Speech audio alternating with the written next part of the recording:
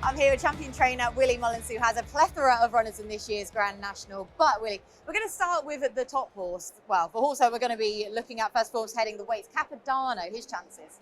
Yeah, I mean, Capodanno entered in the Gold Cup, so I obviously think he's a good class horse. His run the other day in Gorn probably doesn't advertise his chances in the Gold Cup, so we have more time to aim him for Aintree, and that looks a better plan. He's a class horse off a nice weight in the National. He has every chance. Now, a lot of people have been talking about the chances of Gaillard du Mesnil. He already feels like he's been the talking horse for the National, so his chances. Yes, I mean, he's also won a Grade 1 novice. He's lots of experience.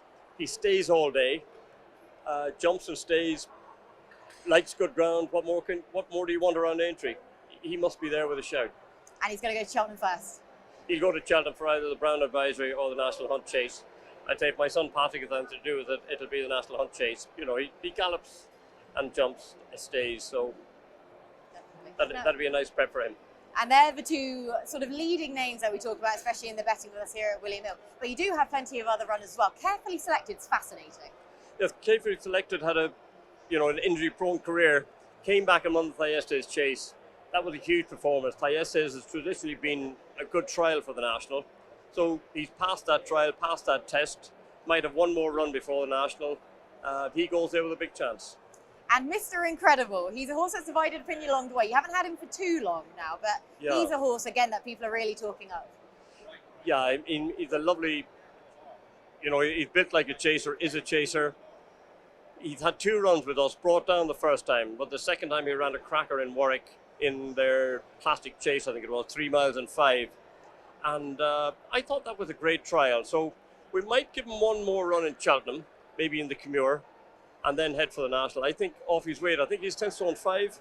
And off that sort of a weight, that's what you're looking for, to back horses down at the bottom with those weights. And he's one that someone wants each way. I think he's a good choice, good a chance as any horse. Oh, we know exactly who's going to be putting his hand up for the Commure then, right, if he does go there first before the National. I think so, yeah. So anyhow, Patrick will be there, but and hopefully they run a good race there. But I think he's a live Grand National horse. Definitely. Well, thank you so much for your time, Willie. Best of luck with all of your runners ahead of the National.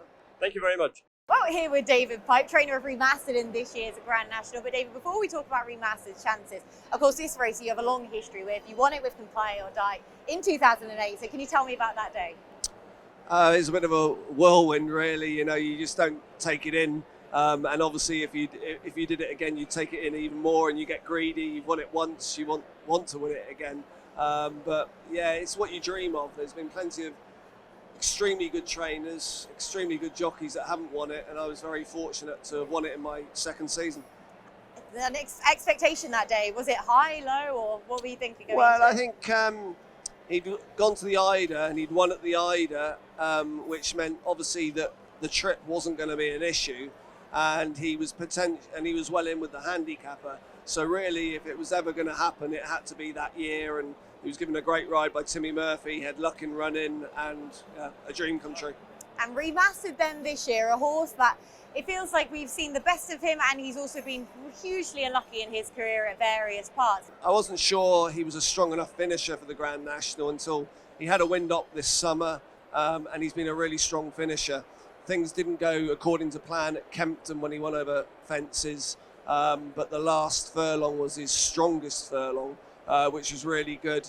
Unfortunately, he went to Sandown over hurdles next time and pulled up, and we don't really know why. The only thing I can say, which is fact, is that he's been to Sandown twice and he's pulled up twice. So the only thing I can say is we won't be going back to Sandown.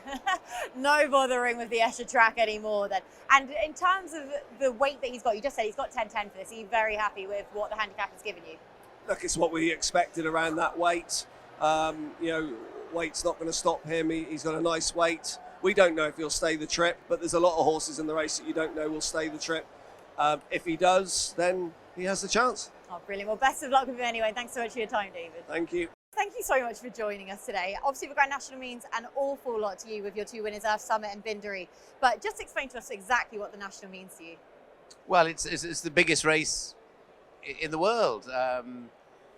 It's great fun. The people of Liverpool are so hospitable. We love it. And what exactly are you looking for? When you're looking for a national type of horse, what did you look out for?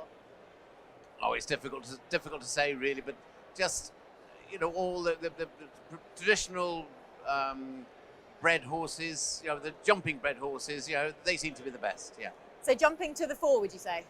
Absolutely. Yeah. Well, good jumpers, they're great.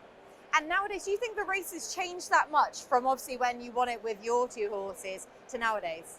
Well, it has, yes. Probably the classier horses have more chances now. You know, we used to have the really, really good jumpers. Now, you can hit a fence and get away with it. In the old days, you couldn't. Well, here with Peter Scudamore, obviously assistant trainer to Lucinda Russell. Now, you have a very big shout in this year's Grand National, but first and foremost, a race obviously that must mean a lot to you and all of the family as well, with the win of One for Arthur only a few years ago. So can you tell me about that day?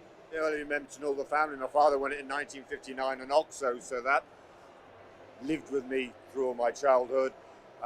Couldn't quite believe it when Lucinda and I got together and One for Arthur did it. We were talking about it driving down from Scotland today, and it did change our life. It's fantastic, and the friendships that have evolved from it. I was also involved with Nigel Twiston-Davies and involved with Earth Summit, and the ex-press officer of Aintree, Nigel Payne, he owned a share in Earth Summit, and it feels like being part of a team, and it just brings friendships, and the awe of the horse is fantastic. I saw One for Arthur at the Dublin Horse Show this year, and it was just awesome. They're majestic, magnificence, and I'm humbled by them. Like I say, he seems to be doing amazingly in his retirement now, but how much expectation did you have for him that day? I didn't really. The owners did more than me, really. I was worried about the ground, but I think sometimes when you get in the bubble of it, you see too many problems sometimes, but he obviously jumped and stayed very well and picked his form up going around that distance and over those fences. Now, of course, you do have a huge chance again then this year with Korak Rambler. We've just found out the weight that he's got for this year's Nationals, so your assessment of his chances? Yeah, I think he has every chance. I came here thinking he was a certainty, and then you look, suddenly hear Willie up there or somebody else talking, and then you think, oh, crikey. Yeah, I'd forgotten that's a real danger as well, any second now. Look, you just realise, again, like my feelings with Arthur, that you realise there's a few fences to jump and you really respect the opposition. But if we can get there in good form, I hope he jumps around well and comes home safe and sound. He's still going to Cheltenham first, though?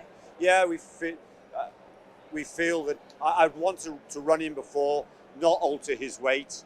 I got difficult. Lingfield was off. Newbury was too firm. At one stage we could run at Haydock in the Grand National trial, but that's now affected his weights. So we've now gone to Cheltenham, and Cheltenham in the past has been a good trial for the Grand National. Definitely. And one final word from you. Of course, the retirement of Tom then this week. So again, just a word from you on that. I have mixed emotions. I didn't realise, I don't think, until he announced that he was retiring, how much I enjoyed watching him ride. Although I was thinking, well, he shouldn't be there. He should do that. Look, go look at a film of me going around instead of doing that, And then so I loved watching him ride. Really, really did. But there's the non-selfish side of me that says, I'm just delighted he's got out with the accolades that he has. I suppose when you're your father, you don't quite see the respect that other people have for him, and he's had tremendous accolades, and hope he can get a job now. That's it. Well, I say he's no fear of that in the media anyway, how well he did with ITV on Saturday. Well, thank you so much for your time, Peter, and all the best come the National. Thank you very much. Natasha, great to have you here. A fantastic day. The Grand National weight's been announced. Tell us about your memories of the Grand National. It's always a great day out. It's a good family event, and it's ours. It's Liverpool's, and we love it. We love it when it comes. We invite the whole world, and yeah, it's just a great day from the Liverpool day up until the National on the Saturday. Have you ever had any notable winners?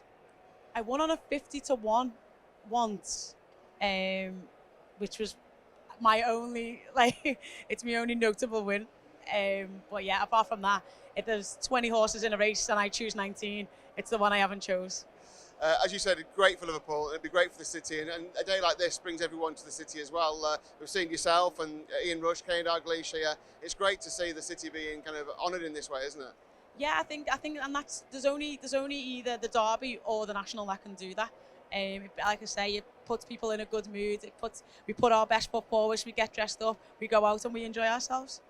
Just talk boxing. 2022. You must still be kind of like waking up sometimes and kind of pinching yourself. Unified super welterweight champion of the world. Amazing. All the fights are amazing. How do you top that in 2023? It's going to be some task, but we're going to try. We're going to try. Have you got a fight coming up soon? Hopefully on the 25th of March. I'm hoping to be in the Manchester AO Arena, I think it's called now. Yeah, and just probably be a defence. We're going to wait and see some results that happen, and yeah, we'll jump on the backs of that. And obviously Taylor Serrano 2 is in the offing as well. You'll be watching that very keenly, and I presume you want the winner, won't you? I'd love the winner, whether that's Taylor, whether that's Serrano. I think I tipped Amanda for the last time. It is hard to bet against Katie, but two phenomenal athletes, and we've seen that in the last fight. You know, it's a big crowd pleaser, and both, I'm sure, will put their hearts and soul into it. Well, AP, great to have you here at the Grand National Lunch. Now, of course, a race that means a lot to an awful lot of people. You did win the race in 2010, so just talk to me about that day. Look, it was an amazing day. Everyone knows that I'd failed 14 times beforehand and ridden a lot of favourites and was talked about whether I was going to win the Grand National or not. So there was a lot of fulfilment came winning the Grand National.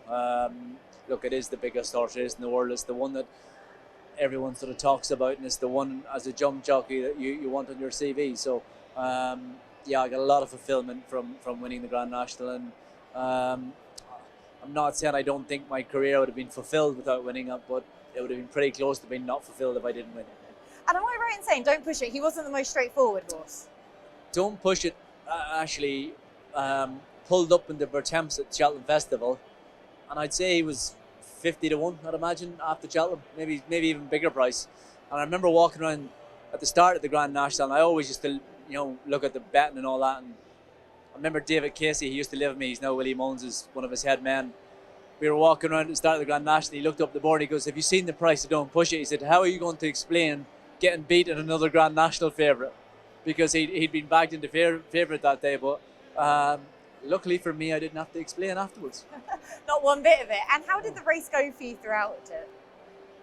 Look, when you win, it always goes well, doesn't it? But he was a horse that took the jump in the fences pretty quickly and pretty early. I knew that he was going to be a pretty good ride.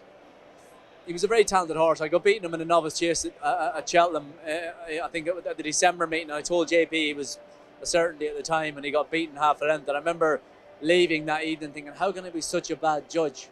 But it was Denman that beat him half a length. So as it turned out, I think I can be forgiven. And at least it took him a little while longer to fulfil that promise, but winning a Grand National definitely fulfilled it for me anyway. Certainly, the pinnacle of which. Now, JP, obviously you did win in the colours of JP on Don't Push It. He has a whole host of entries in this year's race, none more significant than any second now.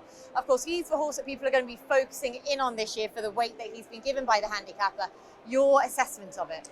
I think he'd been brilliantly trained the previous years. He was a little unlucky, I feel, when Manila Times won. He nearly got brought down at one point and did well to get as close as he did. And then last year, he tried to give £12 to Noble Yates, who's one of the favourites for the Cheltenham Gold Cup. So it was pretty much a near on impossible task. He's a little better off the weights this year with Noble Yates, but he is older and he has had a few goes.